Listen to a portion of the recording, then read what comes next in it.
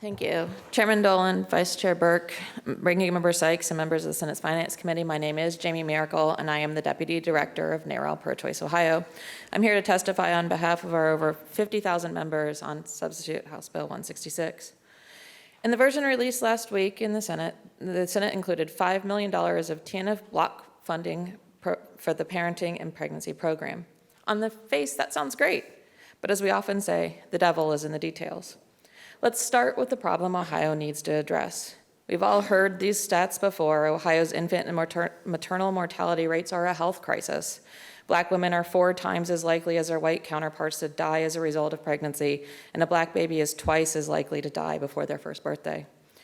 Black women are also 2 times as likely to be impacted by severe maternal morbidity, often referred to as near misses in the medical community, than a white woman. A report released just this week showed that more than 17% of women experienced one or more types of mistreatment during childbirth. And among Black women of low socioeconomic status, that rate jumped to nearly 28%. And that number went even higher when that woman's partner was also Black. What does this show? That our system for the provision of medical care fails people of color. At its root, systematic racism and the structures it has created are putting the lives of Black mothers and babies at risk. This legislature has begun to address this problem, but it hasn't been enough. The infant mortality rate for white babies is getting better, but for Black babies, it is lagging behind. So why isn't the parenting and pregnancy program the solution to these problems? Because the funding doesn't go to medical providers. This is just a way to funnel money into religiously affiliated, mostly volunteer-run, anti-abortion organizations that have a track record of lying to and manipulating the people they claim to serve. A 2013 study conducted by the NARAL Pro-Choice Ohio Foundation found that these centers routinely give misinformation to their clients about the supposed links between abortion and breast cancer, abortion and mental health issues, and abortion and future fertility problems. All of these links are false. They are lies told by these centers to manipulate the clients they serve. The American Psychological Society conducted a full review of the research associated with mental health and abortion and found that the relative risk of mental health problems is no greater if a woman has a single elective first trimester abortion than if they deliver the pregnancy.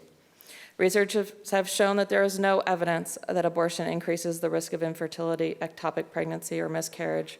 And a 2013 committee opinion reaffirmed in 2018 from the American College of Obstetricians and Gynecologists states that studies demonstrate no causal relationship between induced abortion and a subsequent increase in breast cancer risk.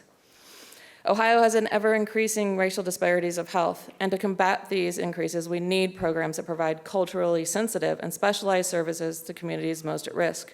These fake women's health centers may claim to provide culturally sensitive and targeted outreach to Black women, but researchers at Mississippi State University found that methods found in fake women's health centers in urban areas are not significantly different from its approaches in white and/or suburban areas, and inclusion of Black perspectives and activists is limited to a surface-level veneer.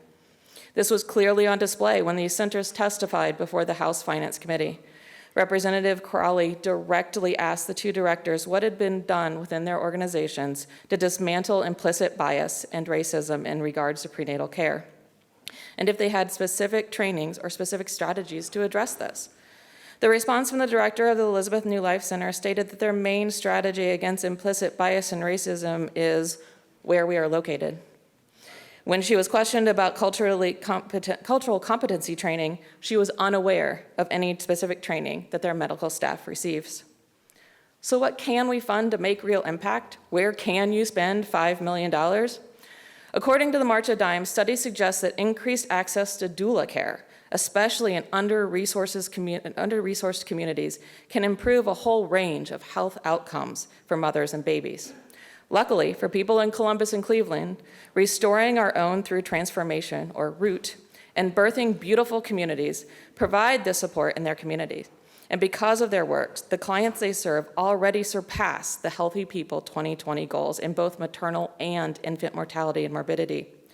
Individuals in Cincinnati and Northwest Ohio have already reached out to Root and Birthing Beautiful Communities to expand their programs in these areas of the state. Just imagine what these 2 highly effective programs could do if they were given $5 million over the next 2 years to expand their services.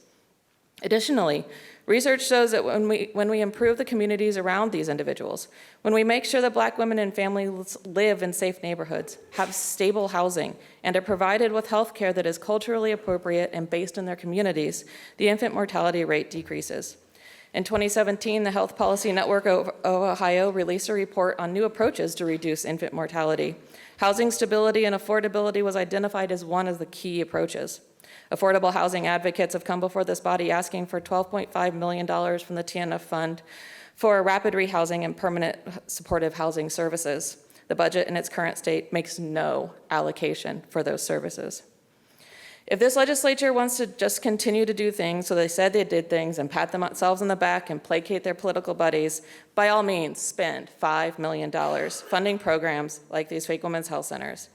But if this legislature truly wants to fix the problem, which I think is what the members really want to accomplish, then we need to shake things up. We must fund effective programs like Root and Birthing Beautiful Communities. We need to look at the evidence. We need to look at what is working, and we need to listen to the people in these communities about what they need.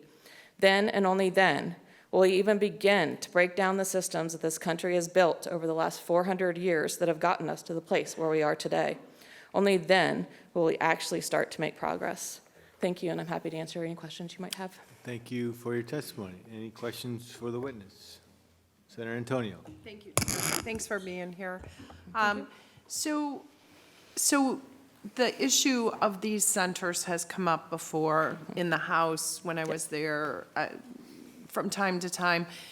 As I recall, and help me, I think your group or another group did a study of them, and one of the things that I remember is the fact that there really aren't medical personnel. So these centers, while they use an ultrasound, confirm a pregnancy, but beyond that, it's sort of the stuff around the outside edges, diapers, providing for whatever some of those supplies that someone who's going to have a baby may need. But this is not a place to go and get health care, either advice or actually health care service. Am I correct?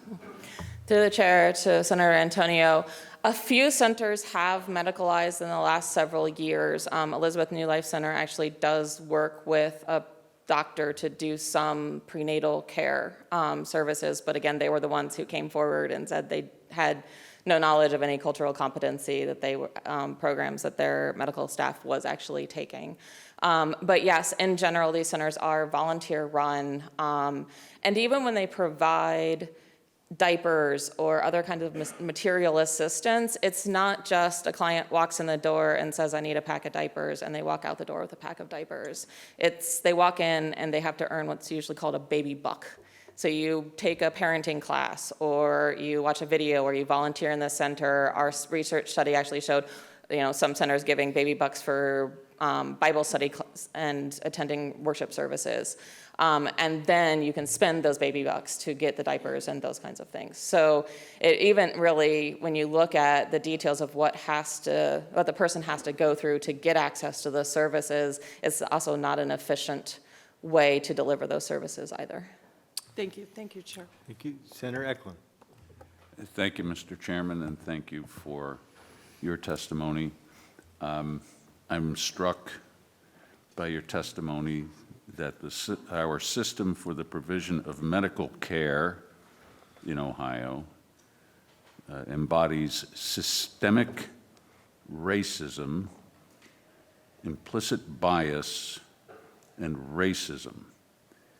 And I wonder if you could share with us, other than what you've suggested is the disparate outcomes for people of color, mothers and babies of color versus Caucasians, what elements of the system for the provision of medical care in Ohio embody systemic racism, and what are those elements of the system that are systematically racist?